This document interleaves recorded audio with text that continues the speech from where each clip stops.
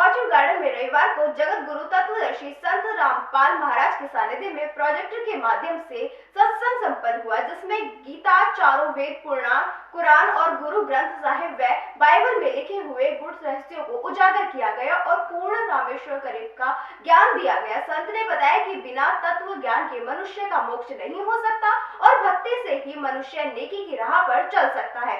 सत्संग के बाद संत रामपाल जी महाराज के अनुयायियों राजेश दास निवासी तिजारा का विवाह, आंचल दासी निवासी रामगढ़ से, वही विशाल दास निवासी राजगढ़ का विवाह, निकिता दासी निवासी अलवर से तथा संदीप दास निवासी अलवर का विवाह बरखा दासी निवासी अलवर के साथ संपन्न हुआ। राजगढ़ से आए विशाल दास भारतीय रेलवे में लोको पायलट है। उन्होंने कहा कि उन्हें सादगी में शादी करने की प्रेरणा उनके गुरु संत रामपाल जी महाराज से मिली है। उन्होंने समाज के सभी युवाओं से इसी तरह से सादगी से शादी करने का आह्वान किया है। सेवादारों ने बताया कि यह विवाह अंशु निकमदिनी रेमेडी के माध्यम से मात्र 17 मिनट में संपन्न हुआ। इस प्रकार की शादी को रेमेडी भी कहा जाता है।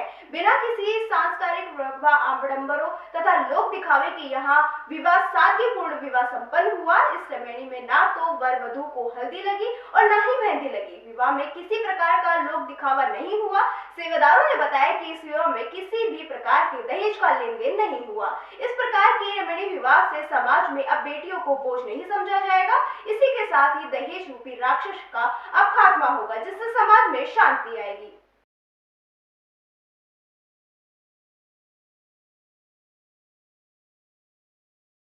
सर, आज यहाँ पर संत रामपाल महाराज का सत्संग हुआ और उसके अलावा उसमें 3 जोड़ों का विवाह हुआ, जिसे संत भाषा में रमेणी कहा जाता है। और इस विवाह की सबसे बड़ी खासियत ये थी कि इसमें किसी प्रकार का कोई दिखावा नहीं, कोई आडंबर नहीं, ना कोई ढोल बाजा बैंड बारात, कुछ नहीं। सिर्फ सादगीपूर्ण ये विवाह 17 मिनट में संपूर्ण हुआ, जिसमें किसी भी तरह का दहेज भी नहीं लिया गया। ना बेटी वालों ने कोई दहेज दिया है, ना बेटे वाले ने कोई दहेज लिया है। तो बिल्कुल सादगीपूर्ण तरीके से मात्र 17 मिनट में गुरुवाणी के आधार पर ये विवाह संपन्न हुआ है।